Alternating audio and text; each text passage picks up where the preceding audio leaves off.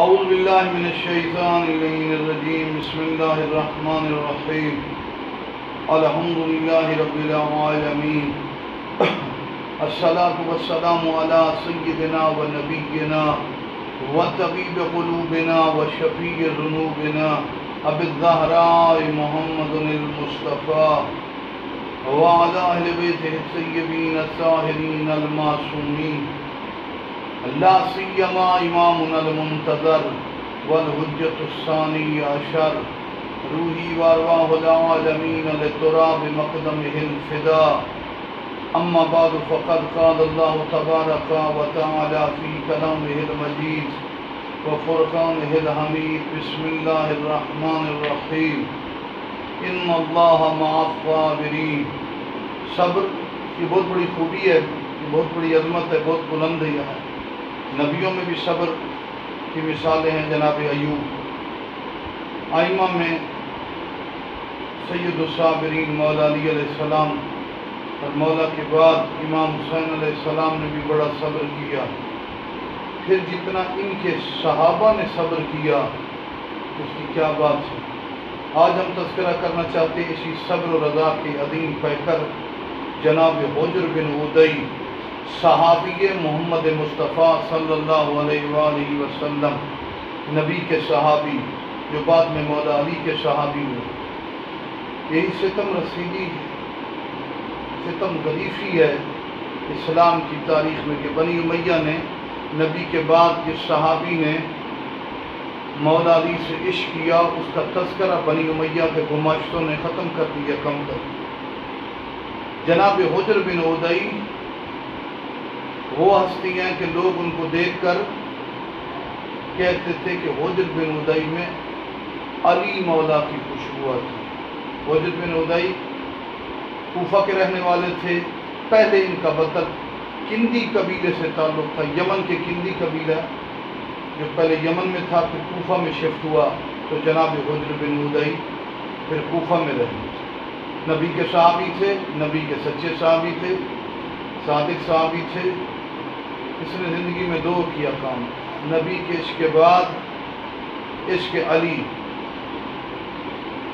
جناب حجر بن عدی نبی پاک کے زمانے سے لے کر امام حسن علیہ السلام کے زمانے تک زندہ رہے، پھر ان کو مرج عذرا کے علاقے میں شہید کر دیا گیا۔ مولا علی کی محبت میں دین رہے تو کائنات کی بہت بڑی عظیم ہستی تھے، حتیٰ کہ حضرت عائشہ نے خط لکھا، پیغام بھیجا حجر بن عدی کے قاتل کی طرف کہ شام والے تیری بخشش ممکن نہیں ہے، تو نے زمانے کی سب سے متقی ہستی حجر بن عدی کو شہید کیا۔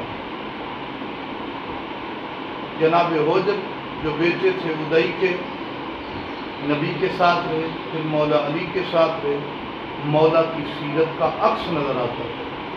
عزیزو، کوفہ میں ان کی اتنی شاندار عظیم بزرگ اور بڑی زندگی ہے۔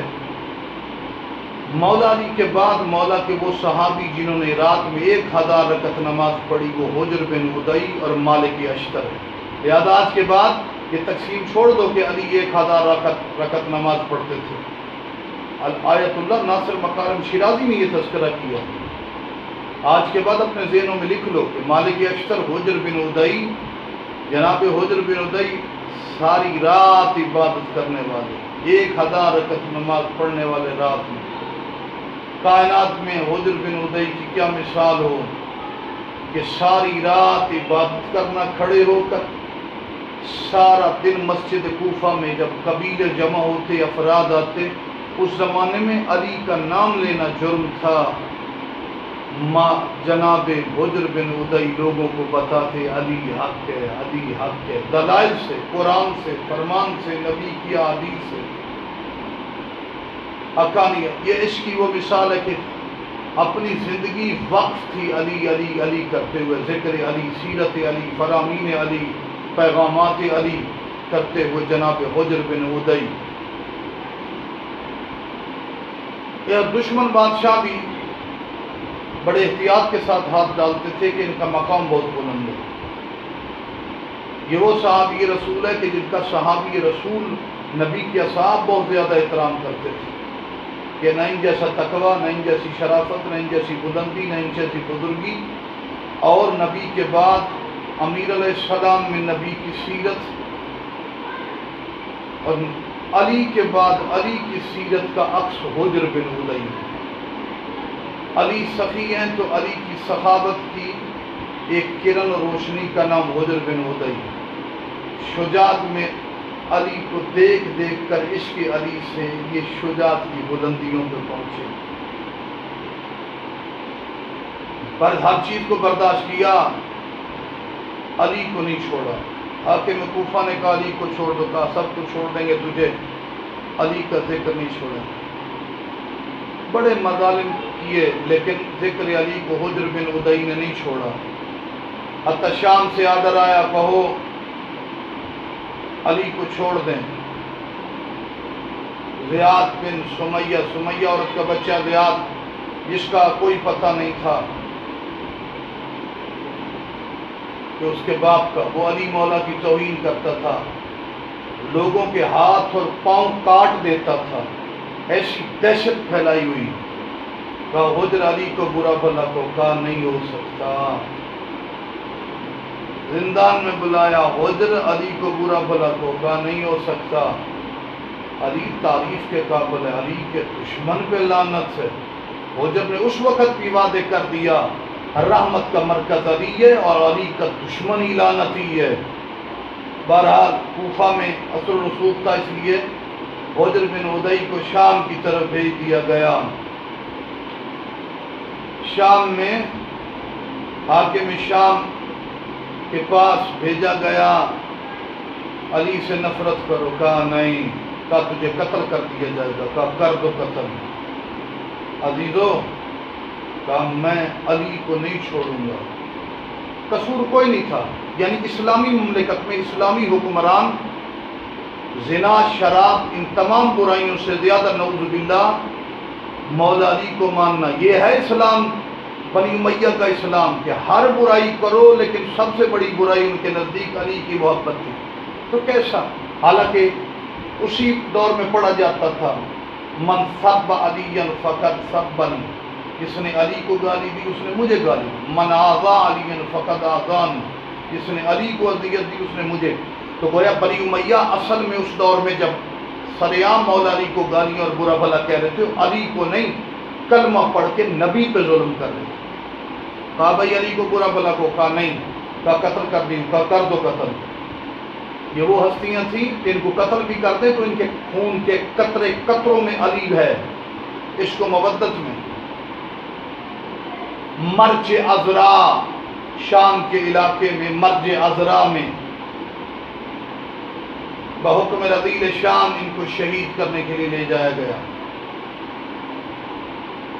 کہا مجھ سے پہلے میرے بیٹے کو قتل کرو، کہیں میری موت کو، شہادت کو دیکھ کر یہ اس کے ایمان میں نہ فرق. آج بھی شام کے علاقے مرج عذرا میں کرامات، کمالات کا مرکز جناب حجر بن عدی ہے.